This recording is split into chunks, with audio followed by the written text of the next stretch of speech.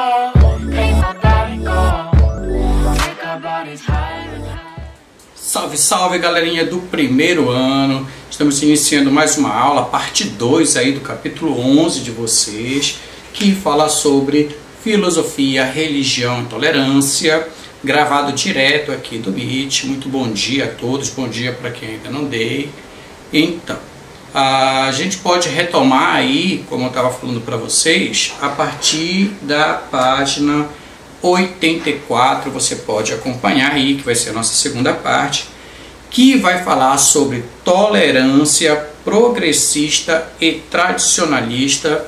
E aí também este capítulo, essa parte do capítulo vai apresentar alguns pensadores, alguns filósofos ali do finalzinho do século XIX, nascidos no finalzinho do século XIX, mas eles acabam aparecendo sobremaneira ali no século XX, tá? Com exceção do François Guizot, que nós vamos ver que ele é um filósofo do século XIX, tá?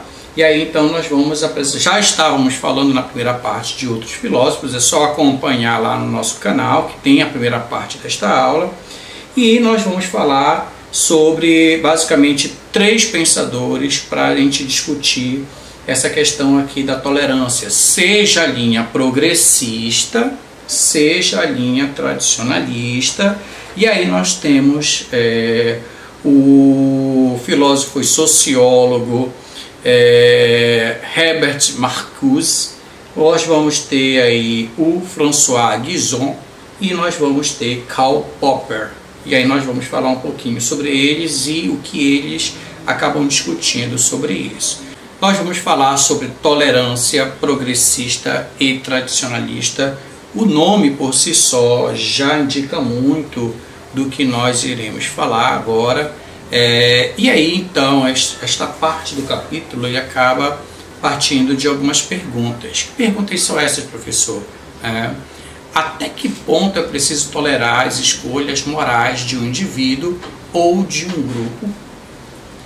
E se essas escolhas forem prejudiciais a outros?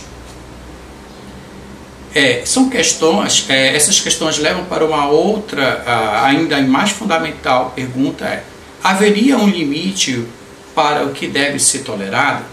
Então, a partir dessas 3 perguntas aí, acaba se criando ou dividindo esse princípio, a ideia de tolerância aqui, em 2 grupos, né? Os progressistas e os tradicionalistas. Então, quem seriam esses progressistas, como aparece aí na tela de vocês?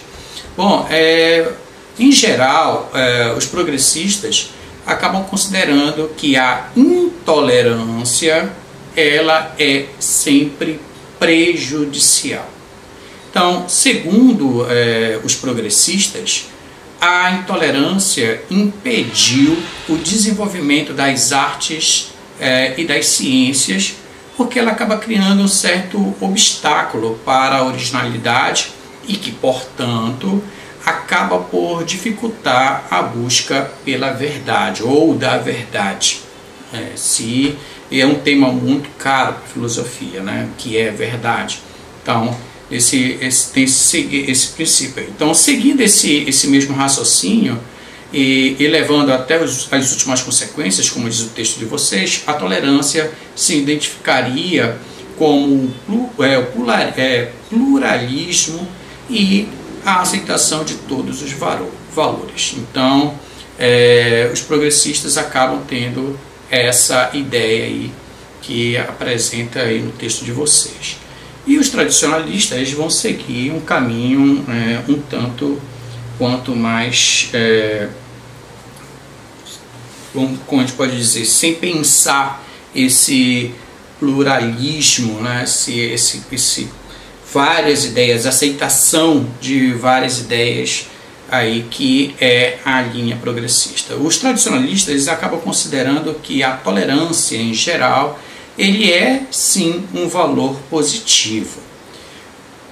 No entanto, segundo a linha tradicionalista, a tolerância para com o erro e para com a violência, por exemplo, acaba contribuindo para a difusão e o crescimento destas ações.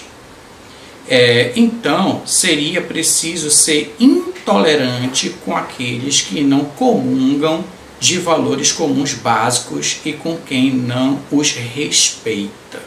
Então, essa seria a linha aí dos tradicionalistas, tá? Então, que aí aparecem então alguns filósofos que vão discutir exatamente essas duas linhas. Essas duas linhas aí, em termos de tolerância, nós convivemos com ela. Nós temos aquelas pessoas que são pessoas que pensam sim tolerar o próximo e ele tem uma linha bem progressista, a aceitação geral, né? Então faz o que tu quer fazer, serei tolerante com os teus pensamentos políticos, serei tolerante com os teus princípios religiosos, com a tua questão de gênero, enfim. A pessoa procura respeitar o próximo, seria essa linha aí mais progressista. E tem aqueles tradicionalistas que eles falam sim de tolerância, mas tolerância no limite deles. Tá? Então eles tentam ali criar um tipo de padrão, e quando se começa a sair mais daquele padrão, eles já começam a questionar, e aí eles usam alguns temas também, essa linha mais tradicionalista, que são sempre temas polêmicos que eles acabam trazendo, a questão da violência, então tem gente, por exemplo, que é muito crítico à questão dos direitos humanos, aqueles defensores dos direitos humanos, e aí sempre tem um para dizer assim, mas o cara é um estuprador, queria ver se fosse tua filha, ele tem mais é que morrer mesmo. Então tem gente que usa dessa expressão quando, por exemplo, tem determinados grupos que eles, para ir, o cara errou, ele não fez uma coisa que deveria correta, mas também temos que tomar cuidado aqui, não vamos linchá-lo, nada disso, né? Então sempre tem esses dois grupos, essas duas linhas de raciocínio, essas duas linhas de pensamento aí. E da onde que segue então esses pensamentos? Aí no livro de vocês, na página 85, aparece aí 3 quadros que vão falar dos 3 pensadores, filósofos, sociólogos que estão discutindo sobre esse ponto, por exemplo, tá?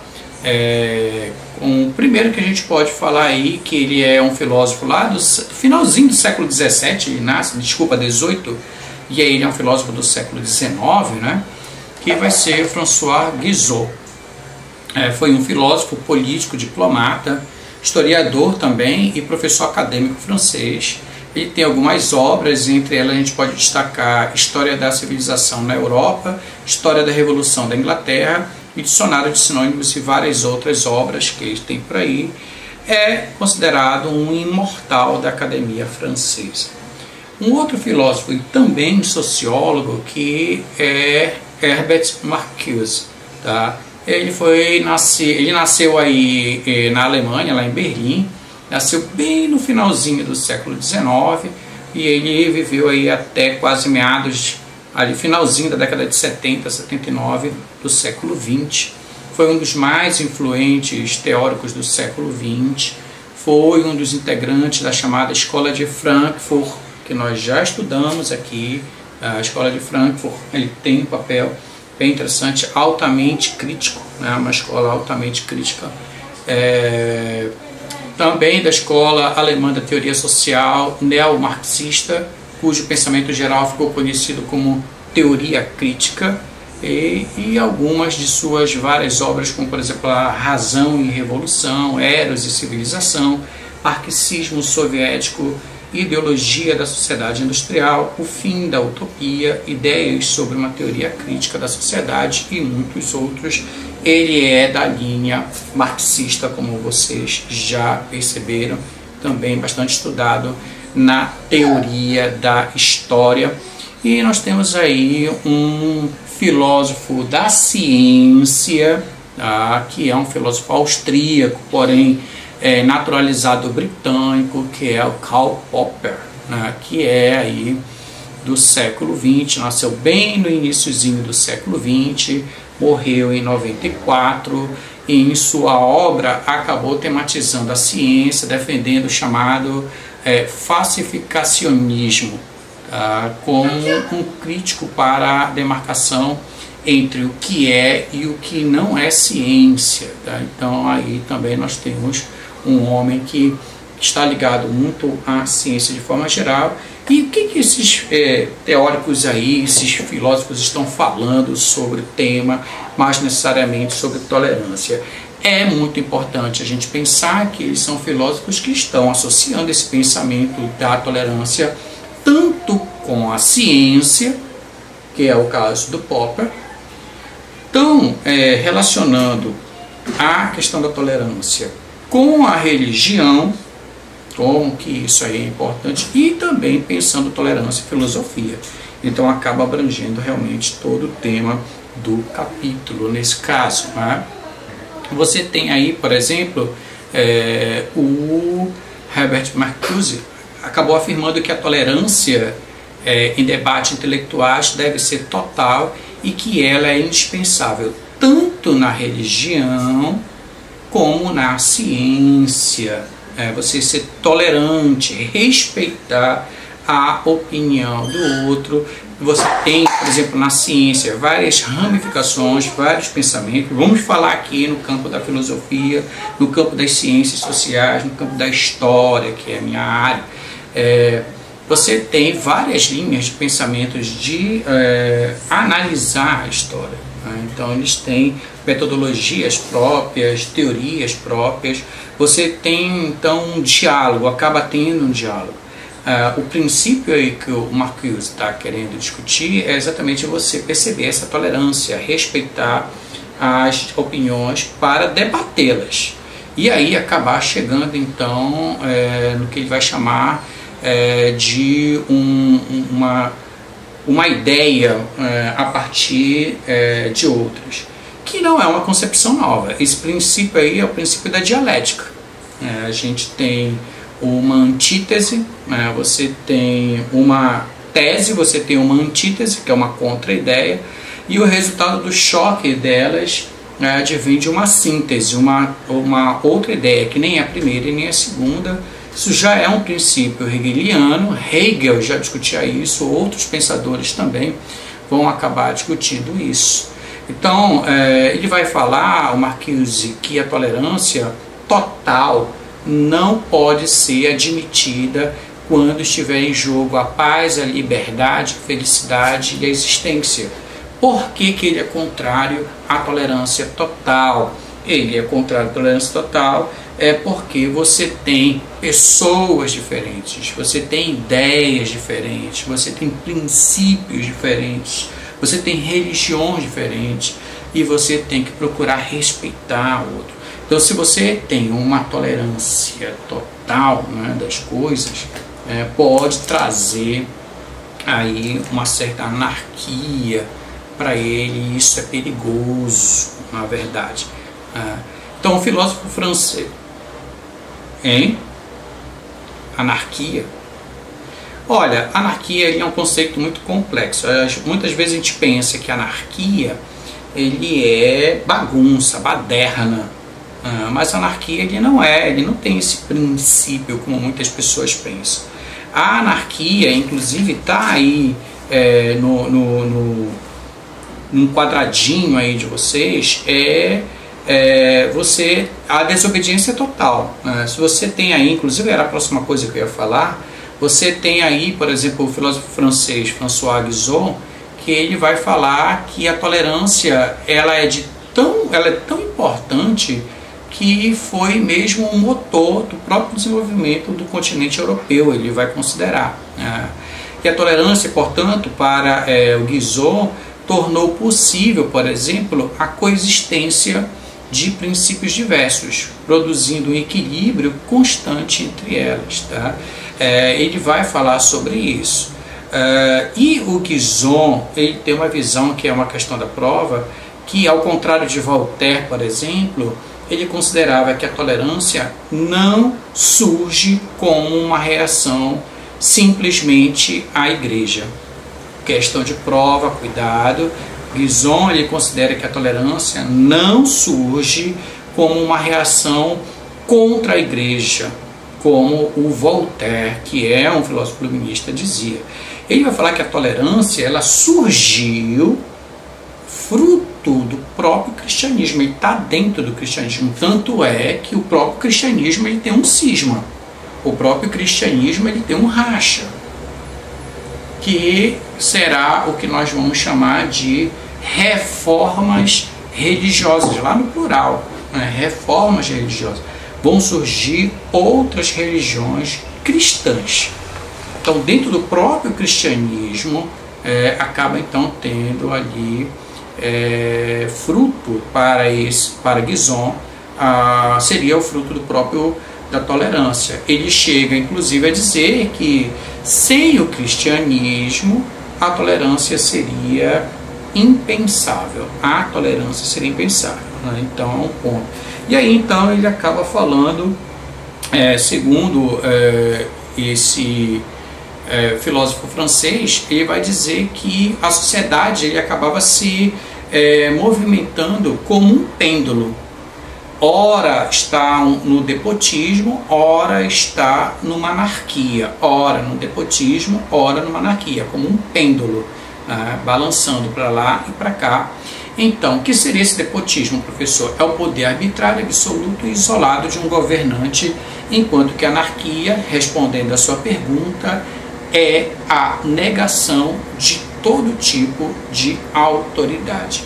E para a gente fechar esta aula, faltam 3 minutos para acabar, tá? Nós temos aí o filósofo da ciência, Karl Popper, tá? E ele vai escrever sobre a tolerância também, num livro chamado A Sociedade Aberta e Seus Inimigos, lá em 1945, final da Segunda Guerra Mundial. Então ela também está ligada e ela está referendada como consequência desta guerra, esta obra. Então nessa obra ele afirma que a tolerância ela é fundamental para que se possa proceder por seguinte raciocínio: pode ser que eu esteja errado e você esteja certo. Se discutirmos o problema racionalmente, pode ser que consigamos corrigir alguns dos nossos erros. E terceiro, se falarmos do problema racionalmente, nós dois poderemos aproximar-nos da verdade, que é um dos seus objetivos, se aproximar da verdade. Então ele diz que a tolerância ele tem que partir desses 3 raciocínios aí. E aí o que acontece? A tolerância, então, para esse filósofo, é indispensável para a busca da verdade, questão de prova, e do ponto de vista ético, é a condição para a liberdade individual. Então, um ambiente adequado para a tolerância é a sociedade democrática, tá bom? Então, a gente vai finalizando esta aula aqui com esses 3 filósofos. Cuidado com ela na prova, tá? Eu vou finalizar depois esse slide, eu vou mandar para o grupo, não se preocupem. Mas esse slide, ele é o do livro, tá? São as palavras do próprio livro de vocês aí. Então, tu pode acompanhar no próprio livro, tá bom? Então, a gente vai finalizando hoje a aula por aqui. Daqui a pouquinho eu vou colocar esta aula que deu para gravar lá no grupo para você acompanhar. Então, um grande abraço para vocês. Até a nossa próxima aula. Beijo. Tchau. Fui.